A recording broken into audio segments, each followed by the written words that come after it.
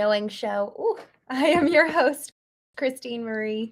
I'm excited for tonight's show. I was actually thinking about this, like, how to gain access to yourself and how to effectively lead from this authentic place. You and me. Hearing myself on Instagram. I'm excited for tonight. I was having an authentic, very organic conversation with someone tonight, and this topic came up around how to get access to the deeper parts of ourselves and how to really truly tap into the recesses of our soul. And I say soul because we know how to tap so often into the recesses of our minds. Um, and even when I say that, recesses of the mind, there's something about accessing the subconscious mind. I'm talking about cognitively. We have cultivated and tended to our intellect. We haven't done that with our emotions. So if we think about, our cognitive depth, let's say, and cognitive breadth, we have a lot more access in the circumference of that area than we do of our soul, of our emotions. Yes, there's a lot more in the recesses of the mind. Yes, there's a lot more subconsciously that we could learn to tap into. But so often once we start getting past that kind of first dimension, second dimension of the mind, I have found that I actually cannot access certain thoughts until I unlock the emotions associated with those thoughts. And in unlocking the emotions, I come to unlock and almost like unleash the fullness of what's going on in my subconscious. That's so much of the goal in able for us to be able to live fully. It's being able to come into the fullness of ourselves and come into the fullness of our experience and remember in order to thus live in the fullness of now. And when we think about this whole concept of gaining access to ourselves, I was sharing actually in the vein of doing the Knowing Show. I've been going live for 210 days now, every single day. And in some ways it begs the question, well, what do you have to what do you have to talk about? And I've had guests come on here and we've had wonderful conversations. But in the process of gaining access to myself over this time, as I've gone deeper in just sharing and having conversations with you. I mean, over the last couple of nights, we've been having really meaningful conversations in the chat. And it's really been interesting watching over the last 210 days. It's like barriers breaking down. The more that we actually go inward and ask ourselves hard questions, the more we gain access if we're willing to sit in the discomfort of not knowing. And so this whole question of how to gain a deeper access to ourselves, it really forces us to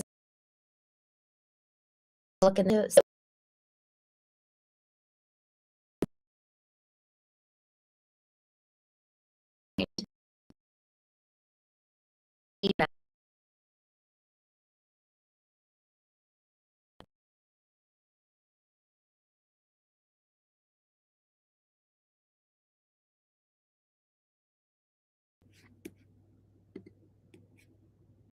All right, I think I'm back. I was frozen for guys. In this whole conversation, Zayed, thank you so much for joining. Niwa, good to see you. This conversation about get us to actually going to turn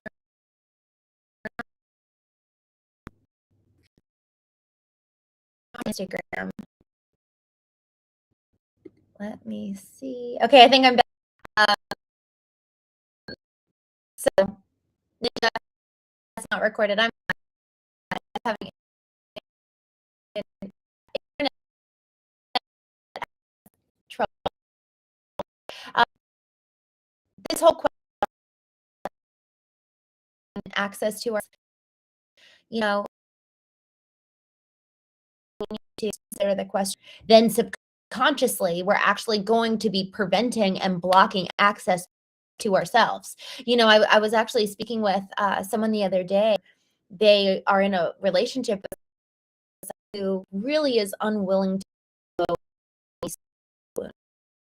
And in one sense, why should they? What's the point of rehashing the past and squaring off with the demons? And why do? And that's a very question you have your own answer to.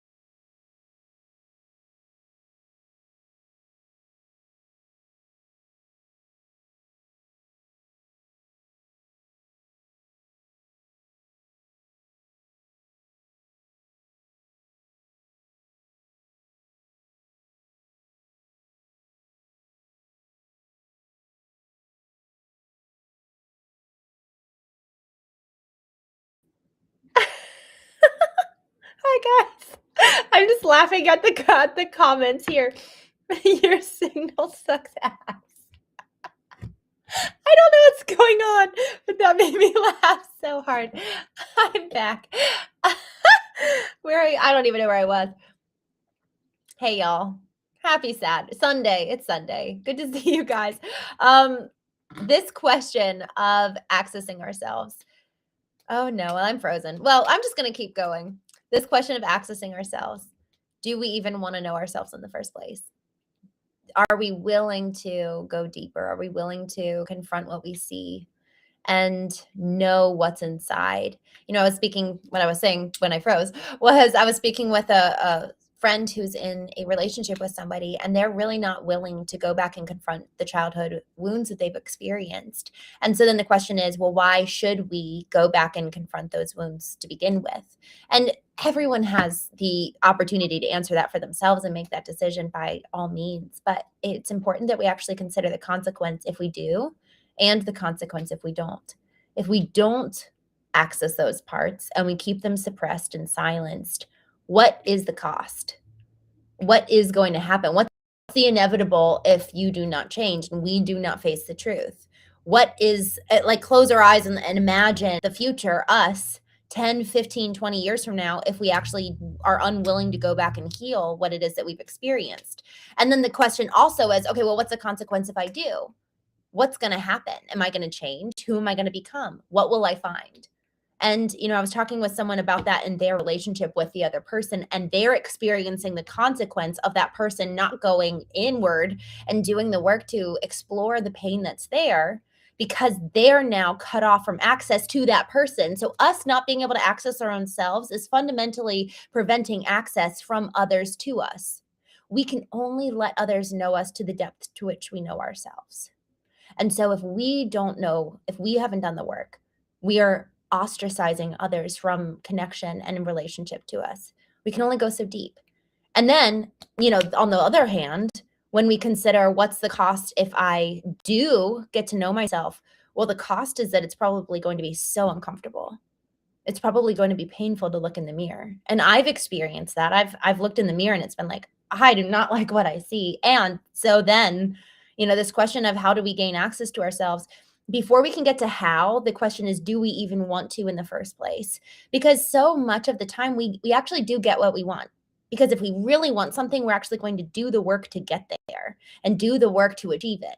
Even if we fail, even if it's success on the mounds of failure, all the failed experiments, all the failed processes to get us there, we're still going to get there in so many different ways. There's many different modalities to do that. But the question is, do we want it? And then the question can be, okay, well, how do I get there? So in all honesty, have we actually asked ourselves this question? Am I willing to know who I am? Am I willing to know what's inside? Am I willing to know the past so that I can understand the present? And only thereafter can I actually map out a future that I want and create with intention. I've hosted now six different retreats. with a number of executives and folks who are leaders in their communities. And, I'm watching and listening to folks who have done a lot of the work, and also those who haven't and are new in the journey. And it's wild. They are so much more free to create a new future and create something better when they've done the work to reconcile with the past. They're no longer tethered to and tied to and in bondage to the pain of the past because they're free from it. But we can't gain freedom without actually going and confronting it in the first place. It's like, honestly, it's like the Christ story. Jordan Peterson talks about that. And actually on Sundays, we talk about spiritual intelligence. So this is apt and fitting. Jordan Peterson, who's a Canadian psychologist, talks about Christ, like the Christ story, which is akin to you and I needing to go on this journey as well, not just dying and coming back to life, but he went into the gate of hell to then go get the keys of redemption. So we actually, in this process of like death and rebirth, if we want any old patterns, any old processes to die and then teach new ones, we actually need to go into hell itself. We actually need to look and stare into the abyss of the truth. And then once we come to learn the truth, then we can introduce something new and actually create something new and live according to something new. I just want to take a quick moment and say hi to some folks in the chat and just check in. Yunanza, my name's Christene Marie. Coldy, we're talking about how to gain access to ourselves and if we're actually willing to confront the truth.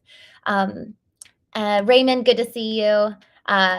Yunan, I'm actually from Maryland. Dayman, good to see you. Wiami, Dayman, good to see you. James, oh, I'm glad to see you're back. I think our mind just needs training. I love that you said that. I completely agree. That is, I actually think that at least this quarter, I've been thinking a lot about the disciplined mind and the need to be able to be in control of our mind over the last couple of months. And as I was turning the new year, I just felt compelled to read the book. What's it called? Good to Great, From Good to Great by Jim Collins. And I read this book a while ago. It's for business folks, but at the very beginning of the book, he says, folks who have read this book attribute it to success in their personal life, not just professional. So I was listening to the foreword while I was in the gym the other day, and he says, this book is in 3 pillars. The first pillar is a disciplined mind, and then it's a disciplined person, and then disciplined actions. And that is how we get from good to great. And so to your point of, I think we need to train our minds. Man, I completely agree. And conversations like the one we're having tonight, like the ones we have every morning when we go through A Course in Miracles, it is effectively taking our mind into the arena. And actually, I said this actually this morning on A Course in Miracles. So I go through A Course in Miracles every single morning, which is just like a morning little refocusing and aligning our mind, body, soul, spirit in relation to the truth. But it's a training ground of our mind. And the knowing show in the evenings is the arena where sometimes we'll work out our mind, sometimes we'll work out our soul, sometimes we'll work out our spirit, because every single one of those pieces, mind, body, soul, spirit, has been we've inherited programs and patterns from our parents, from our colleagues, from honestly past experiences that we don't even realize. And so we've got this whole inner architecture that we've never really set intentionally. Therefore we're living on autopilot.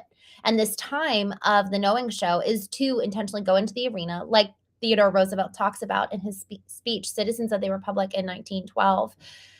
It's so much easier for someone to stand on the sideline and point and sneer and tell you everything you're doing wrong. And it's so much harder to be the ones going into the arena. So James, I just wanted to double click on that because I think that was so good. Jess, what is the truth? Isn't that the question, the ongoing pursuit. Realistic American reformer, are we deconstructing some past trauma?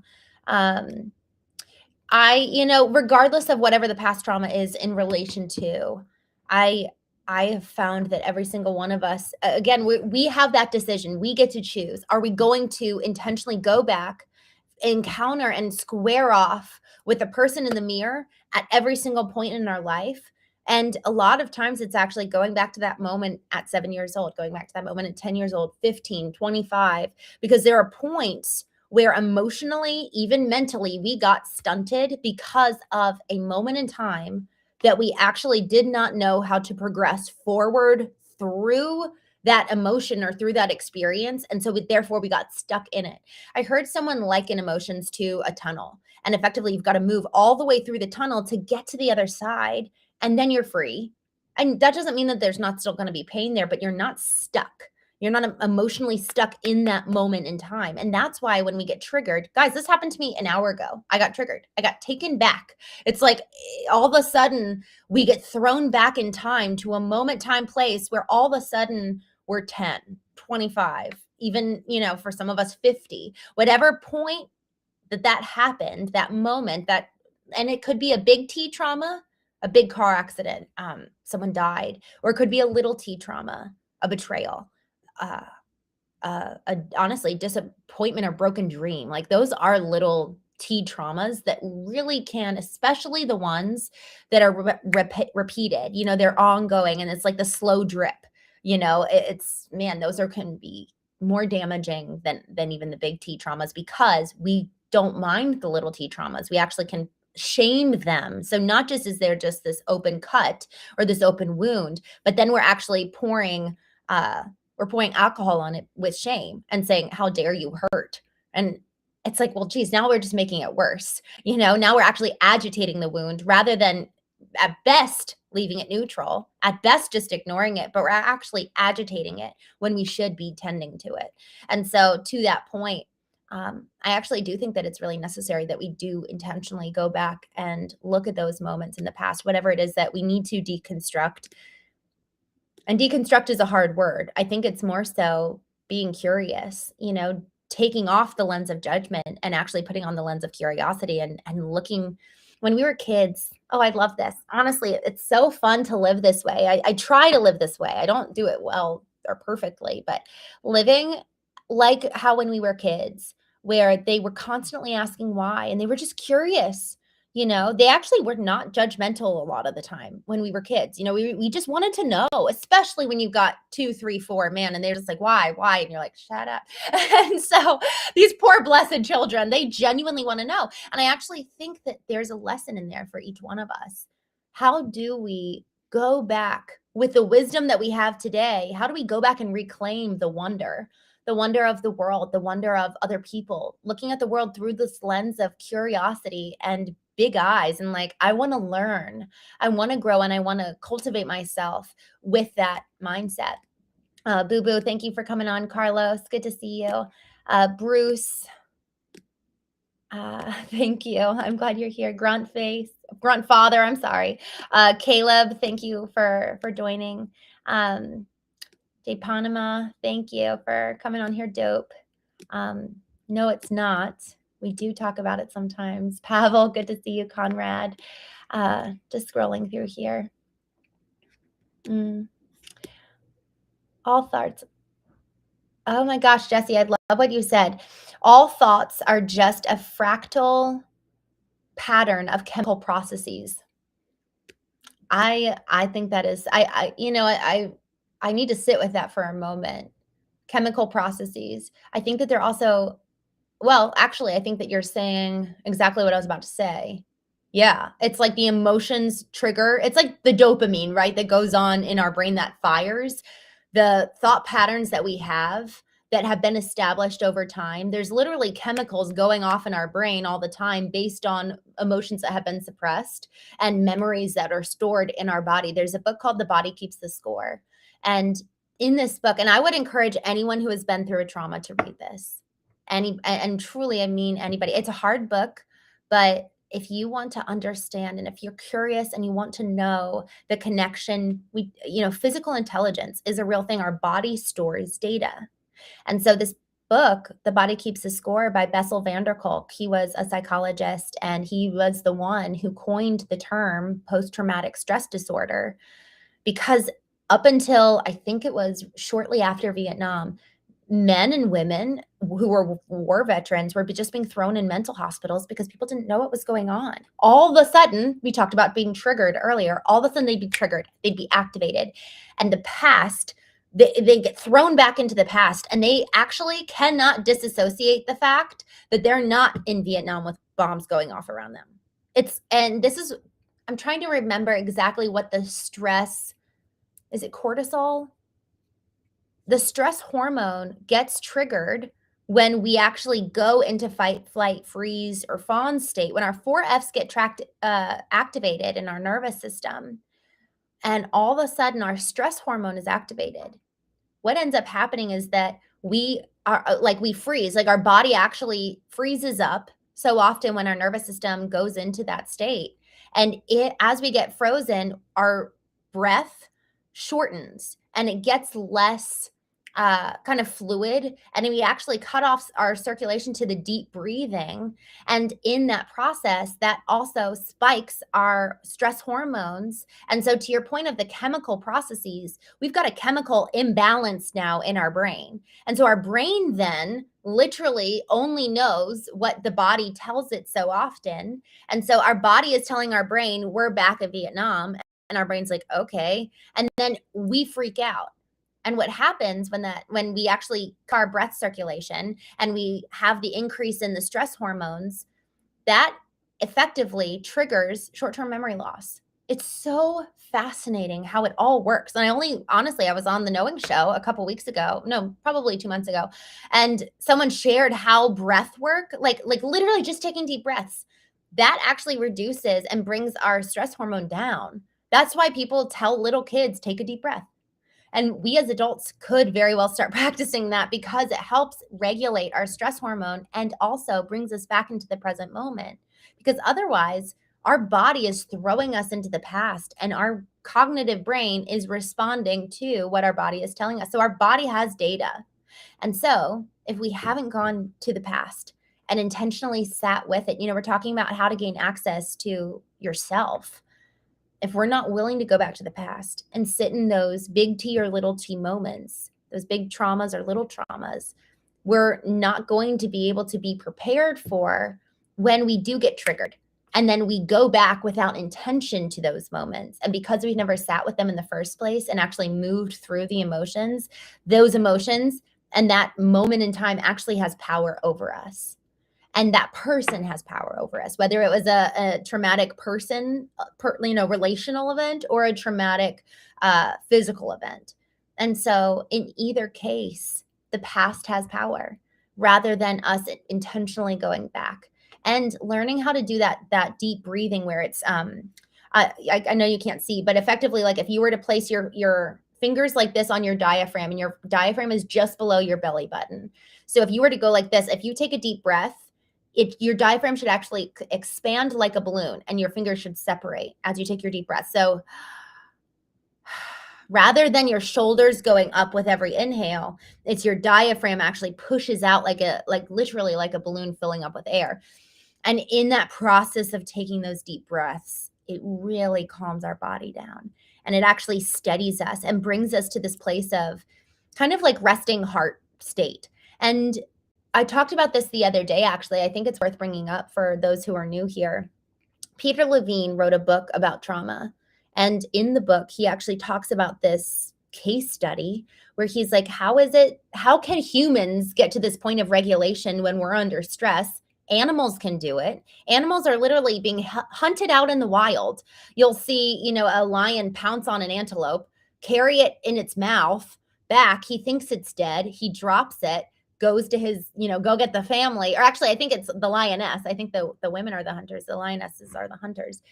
So the lioness leaves, goes to get her family. And then the antelope, laying on the ground, literally just gets up and prances off. It's like, how is it that the animals can do that after they've been through fight, flight, or freeze, right? How is it that they can regulate again? And so Peter Levine found this video of these scientists who were chasing a bear. The scientists were in the helicopter, the bear's running, and they tranquilize it. And then they put him in a cage and take him back to their facility. In the facility, he wakes up and he's still in the cage. And then slowly he starts kind of tingling. And then all of a sudden he starts moving faster and faster. And then finally he's like convulsing. And it's very apparent that this bear is under great duress. And then slowly he starts just doing these really deep breaths, and so his body movement slows down. And then finally he comes to this point where he's completely calm and completely peaceful. And now his breathing has actually returned to a normal state, to like equilibrium. And Peter Levine took this video and played it in slow motion. And what he saw was that the bear was doing running movements, even though he was on his side. His arms were actually moving in synchronicity as one would, or as he would have if he was completing the chase. So there's something about us moving through this emotional tunnel that actually completes the process of the emotional fear, fatigue, the manifestation of whatever was activated in that moment. So we have to move all the way through the emotional tunnel, or else we're stopping mid-traumatic cycle. And so, of course, when we're suppressing a traumatic cycle in our body and we're not allowing it to bring it to completion, man, we're storing all these little trauma moments in our body and we're not ever letting them be completed. So there's something about, this is where, how to gain access to yourself. Do we want to, first and foremost? Because if we do, the how to, we have to be willing to do it and do the work, because it is work. To actually gain access to ourselves, we have to be willing to confront the pain that's there. And how to gain access, then the next question after that is like, okay, once we crack ourselves open, do we actually have the tools to sit with the pain that we experience? Or are we just lighting up this whole big fire? And so once we kind of go through that cracking open process, how do we tend to ourselves? And so often it's a very personal thing, like, what do you need when you are in pain? And a lot of times, a lot of child psychologists are actually encouraging parents, don't stop your child when they start crying. Like, let them move through it. It doesn't mean you need to say, oh no, like, you're right, and like egg it on almost, but it's about letting them complete whatever they need to so that their body finishes the cycle rather than them storing that moment. I was talking to probably a 55-year-old man, CEO of a financial processing business, like very successful, multi-million dollar corporation. I think they're like, I don't even know how many millions, but they're really successful, right? So CEO, very high and mighty. And I was talking to him about, emotional intelligence. And I just saw, all of a sudden, I just saw his eyes like soften. And he was like, my mom used to tell me when I would get upset and I would start to cry. And she says, if you don't stop crying, I'm going to give you something to cry about. And he just looked at me. He was like, I haven't cried in 20 years. And he knew that there had been so much suppressed since then, because he's never allowed himself to either return to moments, much less in the moment, move through whatever's coming up for him. And that doesn't mean that we're crying all the time. What that means is that whenever we need to tend to ourselves, we allow ourselves to be tended to. It's like we're now becoming the parent that we needed when we were kids, that maybe we had a wonderful parent. I know I did, but they didn't know emotional intelligence. I didn't know emotional intelligence either. I'm still learning it. And I think it's a lifelong journey of not even just cultivating the tools, but actually practicing it, and guys, emotional intelligence, I'm talking about it similar as we do intellectual intelligence. We all know the alphabet. We all know the ABCs, but we don't really actually know how to tend to ourselves in the way that we need to be healthy, to engage with our kids in a way that, man, gosh, if they say one bad word, mom's going to fly off the handle or dad's going to be, going berserk. So many people are feeling like they have to exist on walking on eggshells around their family. That's awful. Do we actually know how to resolve conflict?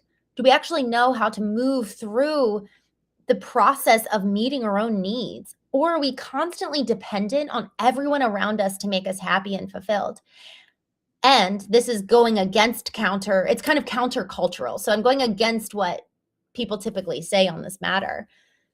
A lot of folks are saying, love yourself, cut everybody out who triggers you.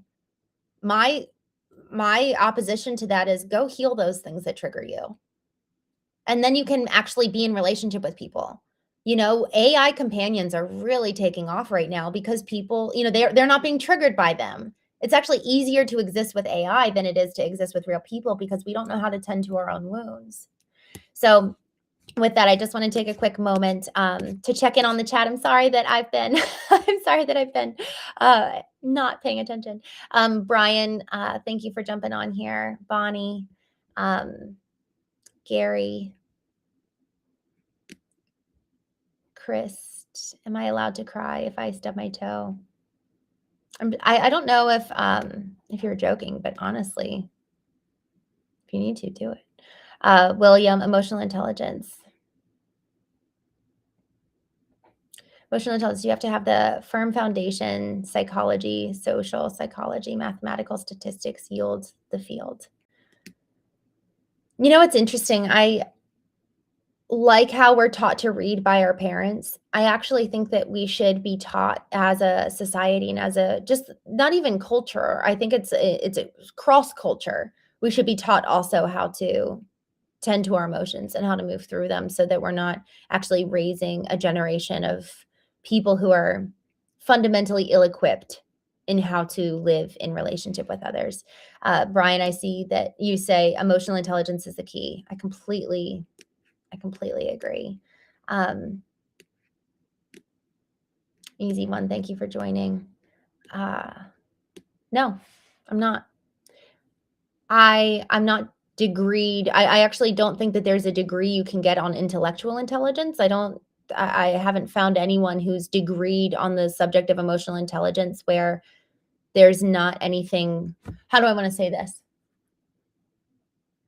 Getting a degree on a very general, broad human experience, you know, the experience of being emotionally healthy, because it touches every area of your life.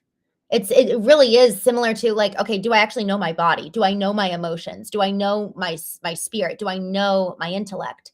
And am I cultivating those things? So it's not about having a proficiency or an accolade. It's about, do I have the experiences to actually feed into the way that I'm living in relationship with other people? Am I actually having, honestly, look at your wake. Are we causing damage in our wake? Are people experiencing love? Are people experiencing fear? I think that's actually one of the most telling things. What does your wake look like? So letting your own experience and wake be a testament for each one of us when it comes to our experiences, you know, and then that's another question of, are we actually looking at the impact we're having on other people? Are we bringing light and life into the room, or are we just kind of tending to bring people down? And so with that question of look at your wake, it crosses, you know, it transcends this conversation. Look at it in the business, look at it in the family, look at it in your personal life, look at it, uh, frankly, even with friends. And are you consistently showing up the same way? So going back to this question of how to gain access to yourself, we have to start with that question. Do we even want access in the first place? What's the cost of not knowing? And then what is the cost of knowing?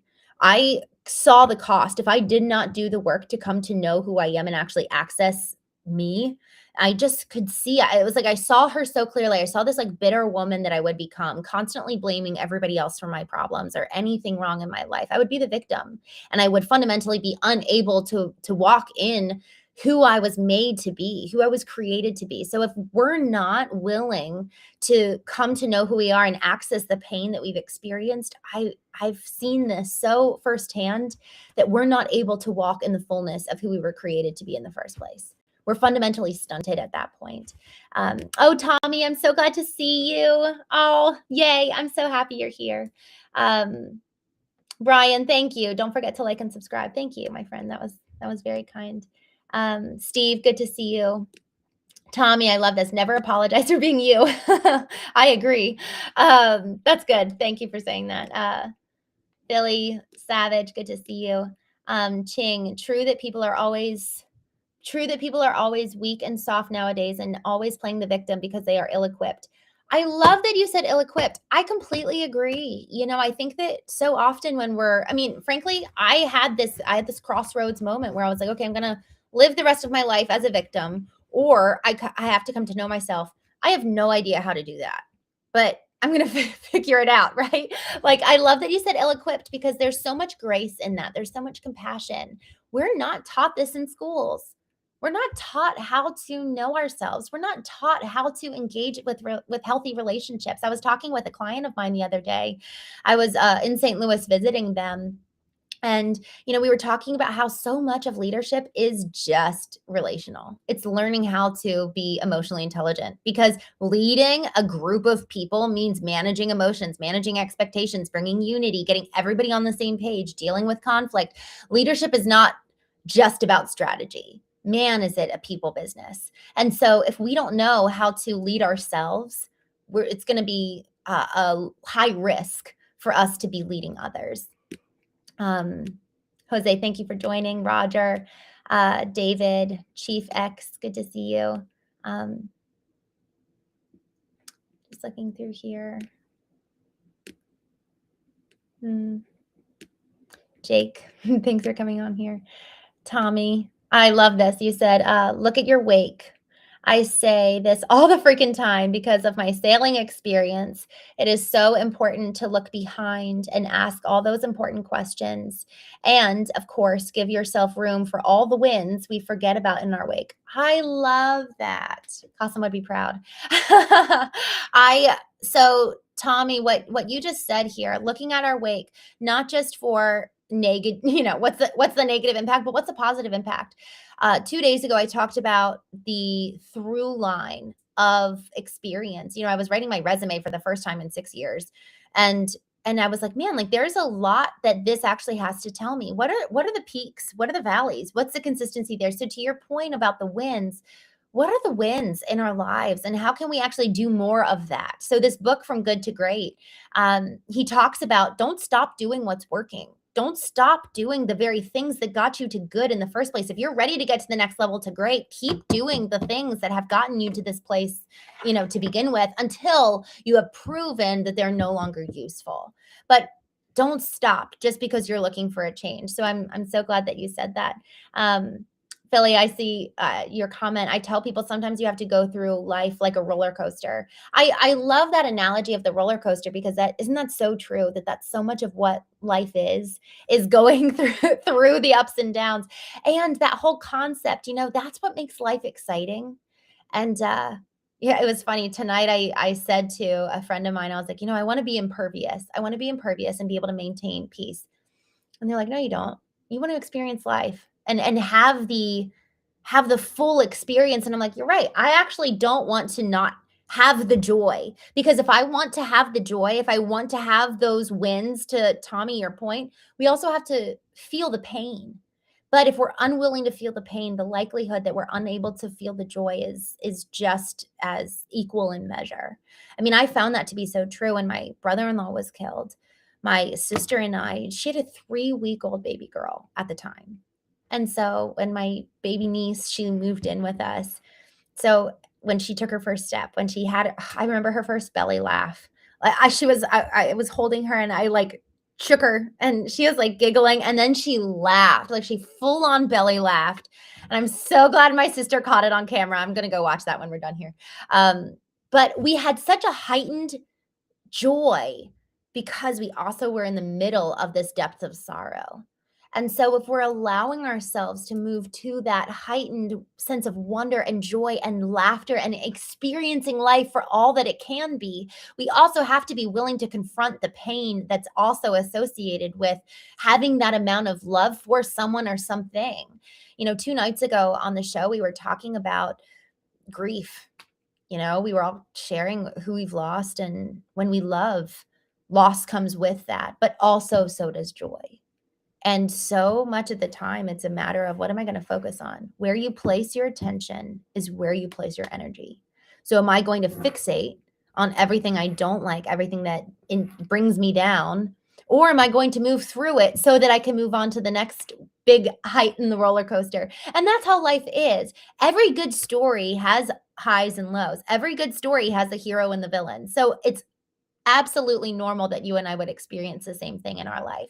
But the question is, are we the author? Are we the one actually with the pen writing our storyline? Or are we living with our hands up being like, oh, I hope nobody comes in and hurts me? And that is the position of the victim.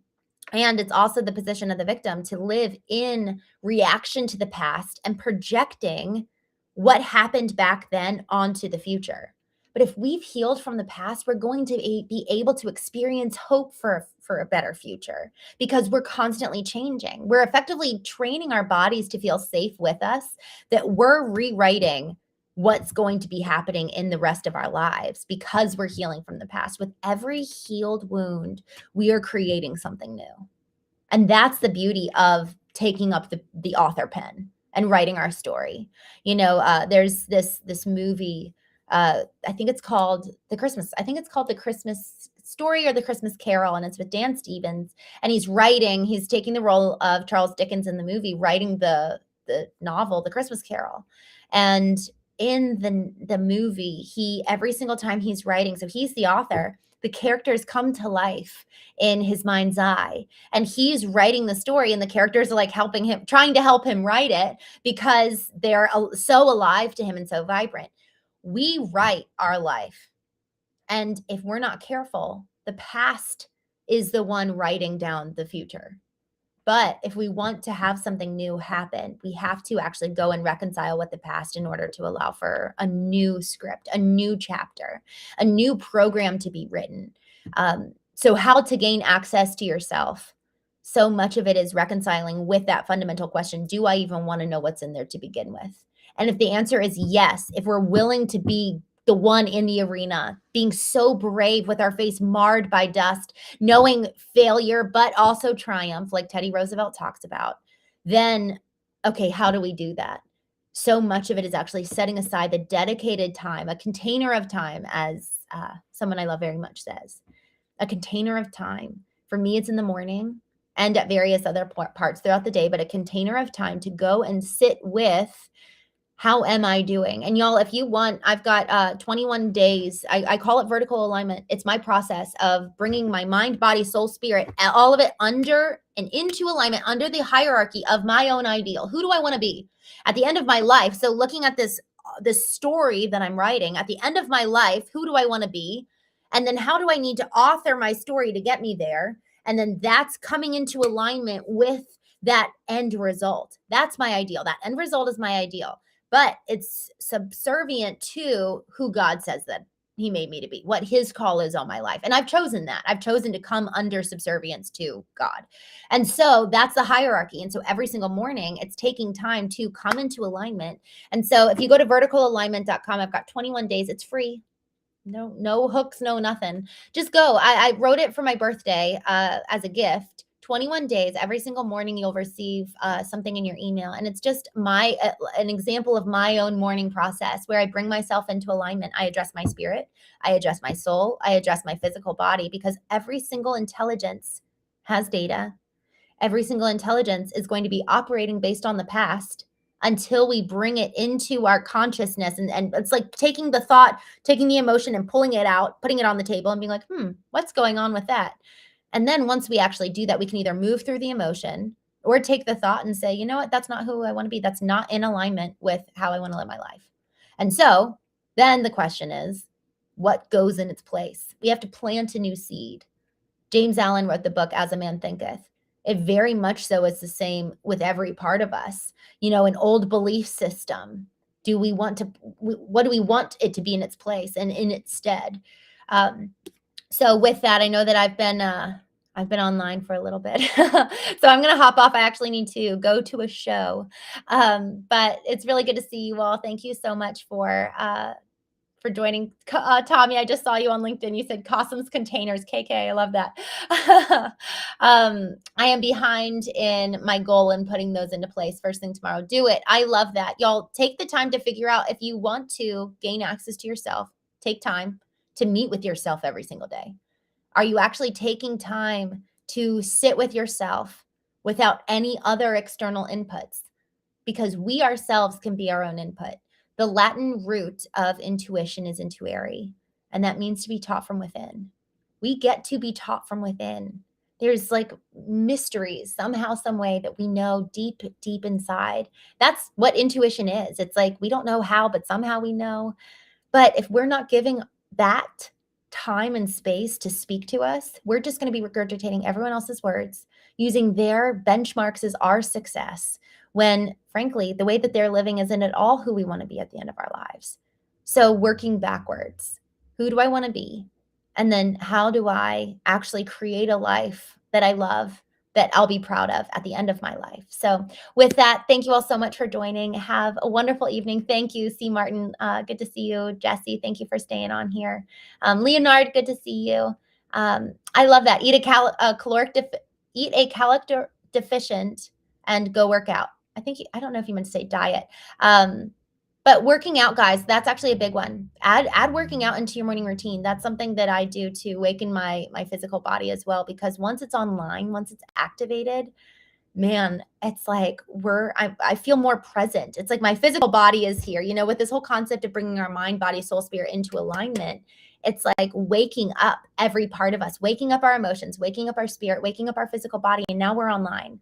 Now we're ready to engage the world. So with that, have a wonderful night. Thank you all so much for joining. And I will see you tomorrow morning around 8:30 a.m. as we go through A Course in Miracles.